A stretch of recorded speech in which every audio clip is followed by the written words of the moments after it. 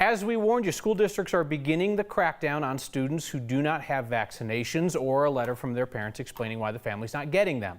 So this happened to some Littleton Public School students last month, and Boulder Valley parents had until today to update their kids' vaccination records or have them sent home. The start of the year, Boulder Valley said it had about 5,000 student vaccination records which were incomplete. Parents either needed to turn in a current certificate of immunization or give the district a statement saying that their kid would not be vaccinated.